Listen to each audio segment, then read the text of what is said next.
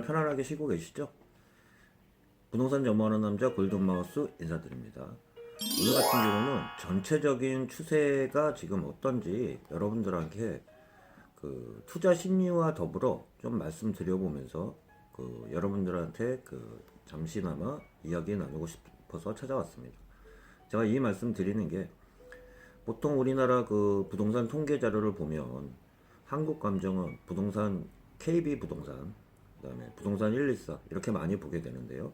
앞에서 살펴본 것처럼 각각마다 특징들은 있어요. 특징들은 있는데 전체적으로 아무래도 자료들을 많이 보다 보면 전체적인 보는 눈은 또 더 넓어진다고 볼 수 있는데요. 한국감정원과 부동산 114에 이어서 오늘 KB부동산 리본에 대한 서울 전국 아파트 매매 연도별 추이를 보면서 여러분들하고 부동산 심리에 대해서 한번 말씀드려볼까 합니다. 부동산을 하시는 분도 마찬가지겠지만 부동산 추세가 요새 계량화가 돼가지고 차트화 그 다음에 지표화들이 많이 돼가지고 차트 분석하기도 참 편안하게 요새 좀 많이 되어 있는데요. 전체적인 추세를 한번 얘기 드려보기 전에 어떨 때 저항 역할을 하고 어떨 때 지지 역할을 하는지 여러분 아시는 분도 알겠지만 너무 상식적인 이야기지만 같이 한번 얘기 드려보면서 저항이라는 거는 그렇게 보시면 될 것 같아요. 최고가에 샀는데 떨어졌을 때 지금 자기가 본전가라고 생각하시면 되는데요. 본전가 미쳤다가 계속 떨어진 후에 다시 반등을 해서 자기 본전가에 왔으면 사람 심리가 팔고 싶은 심리가 많아요. 대부분 떨어질 때는 사람들이 못 파는데요. 본전가가 되면은 팔고 싶은 생각이 분명히 많이 드는 거거든요. 그렇게 돼서 저항 역할을 해서 보통 이런 저항 역할 때를 뚫으려고 그러면 매수량이 동반되면서 세게 반등을 해야지 무거운 저항대를 뚫을 수 있는데 보통 대부분 저항대에 갔을 때 매수량이 뒷받침되지 않으면 대부분 저항대에 부딪혀가지고 꺾인다고 좀 생각하시면 될 것 같고요. 지지 역할은 어떻게 할까요?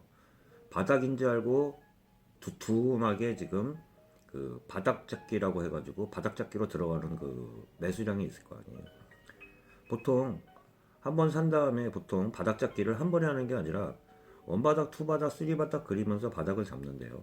봤을 때 자기 평균가에 지금 싸다고 생각했을 때 사람들이 맞는 심리가 뭉쳐 있을 때 그쪽에서 샀는데 반등을 한 이후 다시 한 번에 보통 매수량을 잡기가 쉽지 않기 때문에 몇 번에 보통 돈 들어오는 지표라고 그러는 게 투자 매수량을 보면 아는데요. 한 방에 잡기가 쉽지 않기 때문에 흔적을 남긴다고 하잖아요. 매수량에서. 그래서 바닥 잡기를 한 번, 두 번, 세 번에 대한 보면 매수량이 동반돼요. 거래량이라고 하죠. 그렇기 때문에 자기가 바닥 잡으려고 왔을 때 한 번 걸쳐서 사고 두 번 걸쳐서 사고 세 번 걸쳐서 산 다음에 한 번보다는 두 번, 세 번에 대한 지지대가 크게 형성될수록 지지가 견고하다고 볼 수 있는데 이것도 일편 한편으로 보면 그렇게 생각할 수 있어요. 어떤 말이냐면 이 지지대가 깨지는 게 지지대에 가까이 올수록 매수량보다 거래량 같은 경우가 실리지 않는다면 어떻게 보면 이렇게 볼 수 있을 것 같아요. 실리지 않는다 그러면 지지를 확인할 수 있는 가능성이 많다고 보시면 돼요. 대부분 주식하시는 분들도 많이 겪었다시피 지지와 저항 같은 경우는 어떻게 뚫느냐면 보면 큰 장대 양봉이나 아니면 갭으로 놀아요. 갭. 어려운 지지대는 갭으로 뛰어넘던가 갭 상승이나 갭 하락을 하거나 아니면 장대 양봉이나 장대 음봉으로 거래량을 수발하면서 무거운 거래량을 확 뚫어버리거든요.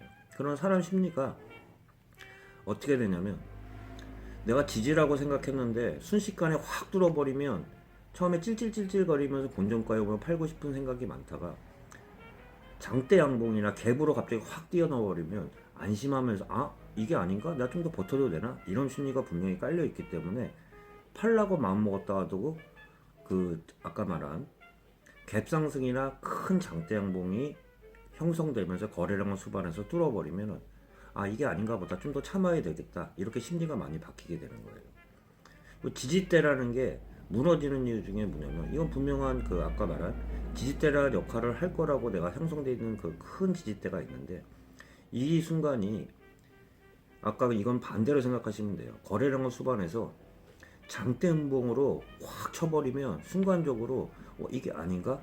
맨 처음에 믿음이 형성돼 여러 사람들의 대중 심리가 형성돼 있다가도 이게 순식간에 장대 음봉과 함께 거래량과 함께 확 뚫어버리면은 지지대가 순간적으로 이거는 다시 그 저항대 역할로 바뀌게 된다는 점. 그래서 아까 중요한 지점에서는 장대 양봉이나 장대 음봉에 대한 매수량이 실리거나 아니면 갭으로 넘어간다는 거, 갭 상승이나 갭 하락으로 넘어가서 큰 지지대를 그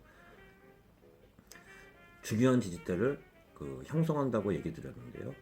제가 그 장황하게 얘기 드렸지만 중요한 지지대에서는 대부분 거래량이 수반돼야 된다는 점 말씀드려보면서 전체적으로 그 얘기를 드려볼게요. 보통 그 부동산에 바닥 잡기를 했을 때 그래서 거래량이라는 게 되게 중요한데요. 거래량 같은 경우는 바닥이 형성될 수 있도록 거래량이 수반돼서 처장봉이라고 그러잖아요. 그 장대 양봉이 크면 클수록 그게 신뢰도가 큰데요. 떨어지고 있는 한도 내에서도 거래량이 수반되지 않으면 그 무의미하다고 얘기 드리는 게 거래량은 거꾸로 말씀드리면 이런 얘기를 드리면 될 것 같아요. 손바뀜이라고 하잖아요. 그 더 이상 참지 못하고 던지는 사람과 새로운 지금 싸다고 생각하는 사람들의 손바뀜이 어떻게 보면 거래량이라고 볼 수 있어요. 거래량이 그만큼 수반된다는 거는 새로운 그 매수자가 나타나면서 형성되면서 보통 사고 팔기가 활발하다고 볼 수 있는데요. 그렇게 됐을 때 바닥에 그 거래량이 수반되면서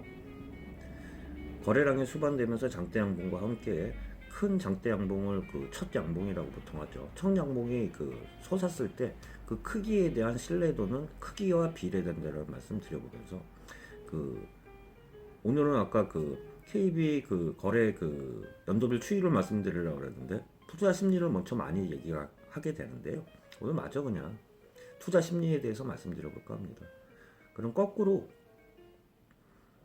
그 아까 말씀드린 그 꼭지에 대한 현상은 어떻게 되냐면 제가 지금 참 거래량을 보기가 참 애매한 게 지금은 이게 시장 상황에 맡겨져 가지고 일반 거래량이 계속 그 돌아간다 그러면은 아까 제가 말한 반대로 생각하시면 돼요. 무슨 꼭지 현상도 어떻게 보면 거래량이 수반되면서 첫 장대 양봉, 그 반대로 장대 음봉이 나타날수록 음봉 크기가 클수록 꼭지라는 그 심리가 어떻게 보면 큰데요. 지금은 일반 부동산 시장에 정부의 규제가 강하기 때문에 이 정부 그 보통 시장의 그 역할 그 시장의 보통 상황이 일반 거래량보다 극소로 줄어가지고 일반 그 분석에 대해서는 좀 그 변수들이 많이 나오는데요. 제가 말씀드린 것처럼 꼭지라는 현상이 되면 매매량이 동반돼서 그것도 대부분 손바뀜이 일어나야 된다고 얘기를 했잖아요. 꼭지 부분에 대해서. 그렇게 꼭지 부분에서 손바뀜이 그 많이 바뀌는 이유가 많이 이익이 남았기 때문에 파는 사람과 아직도 더 간다는 사람의 손바뀜 형상을 어떻게 보면 매수량이라고 볼 수 있는데요. 그 매수량이 크고 그 거래량이 크면서 장대 음봉에 대한 그 크기는 어떻게 보면 반대로 얘기 드리면 그 꼭지에 대한 그 신뢰도를 말씀드릴 수 있는데 지금 형상에서는 제가 저 전부터도 얘기 드렸던 것처럼 일반 부동산 시장에 대한 역할이 정부의 그 규제로 인해서 거래량이 급감소한 이후 지금 정상적인 거래량이라고 볼 수는 없어요.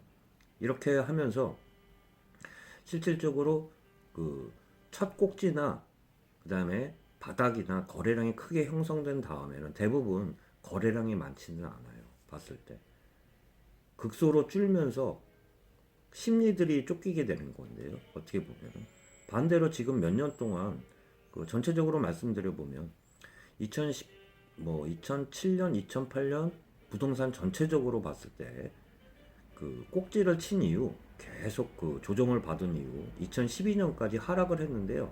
외부 변수와 함께 바닥 형성을 하기까지는 단기간에 되는 건 아니에요. 그건 외부 변수가 겹쳤기 때문에 2012년도까지 예를 들어서 부동산 하락을 한 이유 전체적인 맥락을 보면 12년 이후부터는 다시 그 반등 기미를 찾았어. 아까 그 꼭지 그 바닥에 대한 형성을 말씀드렸잖아요. 이게 싹 이제 손바뀜이 일어나면서 2012년부터 2015년까지는 반등을 계속적으로 이어가다가 2015년 이후서부터 2016년도까지는 잠깐의 조정기를 거친 이후에 2016년, 17년, 18년도까지는 보면 2016년부터 17년도까지는 상승을 이어갔지만 가장 그 상승 기울기가 컸던 거는 2017년도에서 2018년도라고 보면 될 것 같고요. 2019년도까지 기울기를 보면 플러스를 이어가고 있지만 상승 기울기는 거꾸로 많이 떨어졌다고 좀 볼 수 있는데요. 그러면 2020년도에서는 어떻게 예상하고 있을까? 이거에 대해서 잠시나마 얘기 드려보면 좀 길어지겠지만 요새 폭락론자와 폭등론자들이 많이 그 지금 서로 자기가 옳다고 얘기를 드리는데요. 이거를 보았을 때 저는 전체적으로 그런 생각을 해요. 무슨 말이냐면 지지와 저항 역할을 하는데 올해 그 작년 기준에서 봤을 때 2018년도에서 꼭지를 치고 거래량 그 지표를 보면 지금 매매 가격 연도별 추이를 봐도 18년도 이후에는 거래량이 그 추세가 꺾였는데요. 우리나라 밴드로서 보면 밴드권이라고 그러잖아요. 상한선하고 하한선 0에서 5% 플러스 마이너스 5%였는데 오버슈팅 기간이라고 저는 2017년도 18년도를 보고 있어요. 봤을 때 2017년도 18년도에 상승 기울기가 컸다고 그랬잖아요. 그건 일반적인 상황보다는 오버슈팅이라고 좀 저는 보고 있고요. 지금 이제 2018년도부터는 2019년도부터는 이게 정상적인 밴드 내인 플러스 5% 내로 들어왔다고 보면서 이제 정상적인 시장 그 바운드 내에서 2020년도가 움직일 거라고 보는데요. 여기서 봤을 때 잠시나마 그냥 그 연도별 추세를 보면 제가 말씀드린 것처럼 지지라고 형성됐던 데가 깨지면 그거는 저항 역할을 하는 거거든요.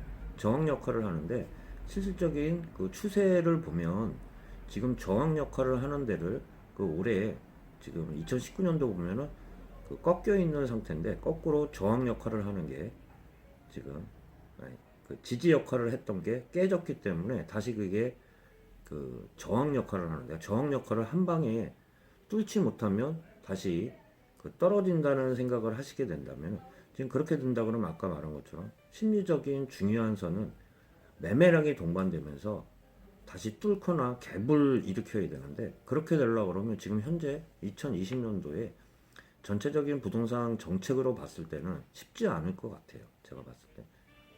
그렇기 때문에 추세적으로 보면 지지 역할을 했던 게 다시 저항선 역할을 하면서 다시 이제 우리나라 그 밴드권인 그 플러스 마이너스 5% 5라고 얘기하는데요. 연도별 추이를 그 아까 말한 오버슈팅한 부분이 다시 정상적인 그 부동산 시장으로 들어오는 해가 2020년도라고 보면서 전체적으로 2020년도 내에서는 한번 꺾이면서 전체적으로 그 제가 그 계속 얘기 드린 것처럼 지금 시장 상황이 혼란스러운 상황이에요. 무슨 말이냐면 규제도 많고 올해 총선도 있기 때문에 다시 그 부동산 상승 요인과 하락 요인이 맞붙어 가지고 굉장히 그 전망하기 쉽지 않은 상황이라고 말씀드려 보면서 그 이거에 대해서 오늘 그 추세에 대해서 먼저 말씀드리려고 그랬는데 오늘 심리에 대해서 좀 더 많이 얘기 드렸다는 점 한번 말씀드려 보면서 다시 한번 그 새로운 영상으로 그 부동산 그 매매 가격 연도별 추이에 대해서도 한번 얘기 들어볼 수 있는 기회 있을 거라고 생각하면서 저도 영상 마치겠습니다. 남은 주말 편안한 시간 되시길 바라면서 저도 인사드리겠습니다. 예, 골든마우스였습니다.